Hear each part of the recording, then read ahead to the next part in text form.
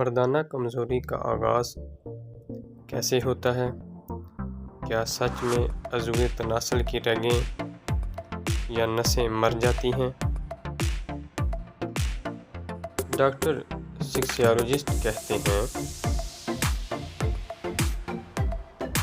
نوجوان لڑکا جب پہلی دفعہ انٹرکورس ہم بستری کرتا ہے تو پہلی دفعہ اسے گھبراہٹ سی محسوس ہوتی ہے کہ کچھ کر پائے گا یا نہیں۔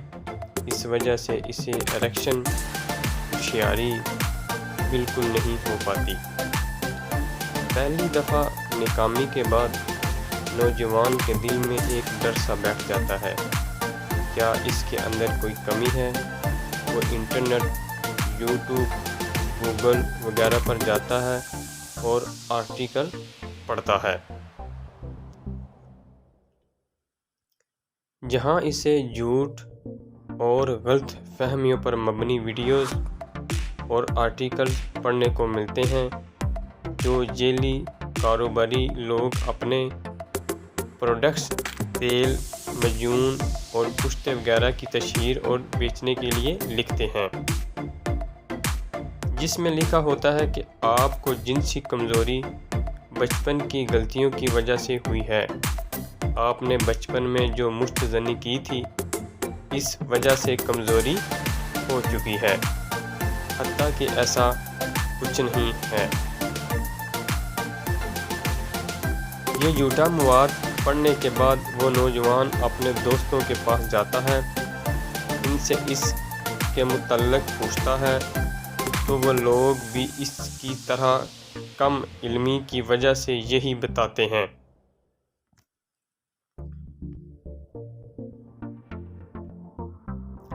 کہ سچ میں ہی مشت زنی کی وجہ سے آپ کی عضوِ تناسل کی رگیں مر چکی ہیں۔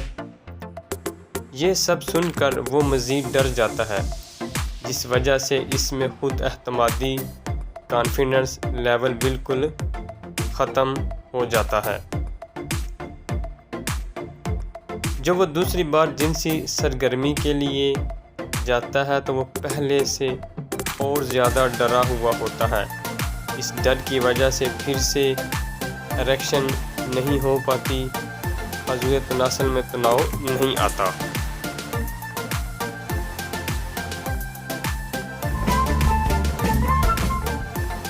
اس طرح ڈرے ہوئے نوجوان لڑکے کو 100% یقین ہوتا ہے کہ وہ مردانہ کمزوری کا شکار ہو چکا ہے، کیونکہ ہمارے ہاں جنسی تعلیم کا فقدان ہے اور نوجوان کسی کو بتانے سے بھی ڈرتے ہیں۔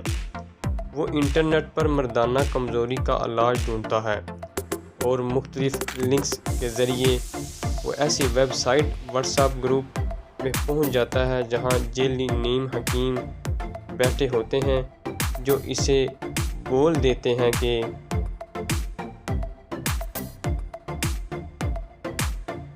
تمہارے عضوِ تناسل کی نسیں، رگیں خراب ہیں، آپ کے عضوِ تناسل کی رگوں میں بلڈ فلو 20% بچا ہے، اگر دوا نہ کھائی تو ناکارہ ہو جاؤ گے۔ پریشانی کی حالت میں اسے بہت بڑی قیمت میں بے مقصد دوائیاں اور تیل دیے جاتے ہیں۔ صحت مند لڑکا اپنے آپ کو جنسی طور پر ناکارہ سمجھ کر ہمیشہ شادی سے انکار کرتا ہے، حالانکہ حقیقت میں صرف ڈپریشن ہوتا ہے۔ لالچ کا بازار گرم ہے اور ڈر کا کاروبار جاری ہے۔ اگر 1-2 دفعہ انٹرکورس میں دقت ہو بھی تو پریشانی کی بات نہیں ہوتی۔ میڈیکل سائنس میں اسے جنسی بیماری، مردانہ کمزوری نہیں مانا جاتا۔ اس کا اتنا آسان حل ہے کہ صرف سائیکو تھراپی اور غلط فہمیاں دور کرنے سے ٹھیک ہو جاتا ہے۔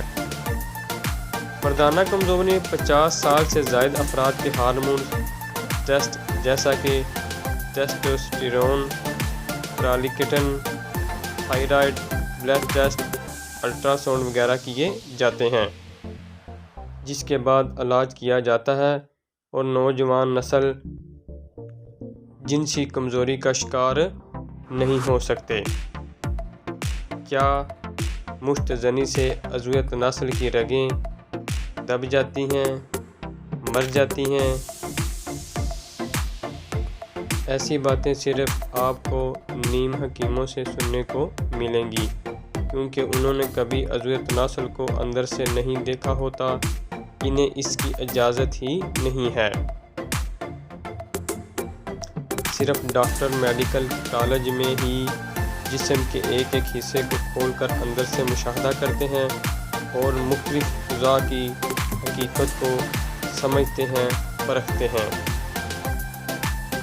ہماری ٹیم میڈیکل صحت جنسیات کے مطابق عضویہ تناسل میں کوئی ایسی رگ نہیں ہوتی جو ہاتھ سے دب سکے۔ اگر کسی ایکسیڈنٹ وغیرہ کی وجہ سے یہ رگ مردہ ہو جائے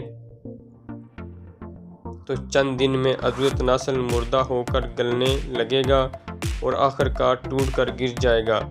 عضویہ تناسل دو رگوں کے علاوہ باقی سارا حصہ اسپنج کی طرح ہوتا ہے جس میں خون جمع ہوتا ہے تو وہ سخت ہو جاتا ہے اور خون نکل جائے تو دوبارہ ڈھیلا ہو جاتا ہے۔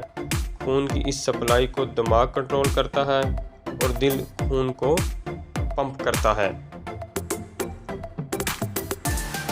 اگر کسی کو عضویہ تناسل کے تناؤ میں کوئی مسئلہ آ رہا ہے تو وجہ یا تو دماغ ہوگا یا دل بذات خود۔ عضویہ تناسل میں کوئی ایسی چیز نہیں ہے جو تناؤ کو کم یا زیادہ کر سکے۔ ایسے سارے وہم دماغ سے نکال دیں۔ اسی طرح اعلیٰ تناسل پر تیل یا تیلا وغیرہ کی مالش کا بھی کوئی فائدہ نہیں ہوتا۔ ابھی بتایا ہے کہ تناؤ کا تعلق دماغ پیغام بھیجنے اور دل کی خون سپلائی کرنے سے ہے۔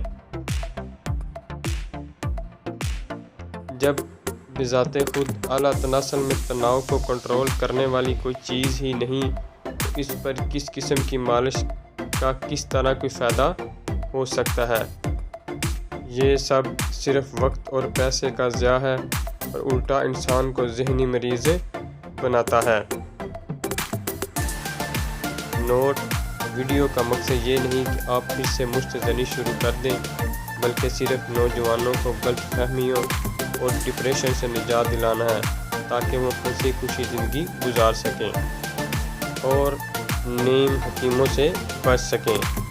Thanks for watching my video.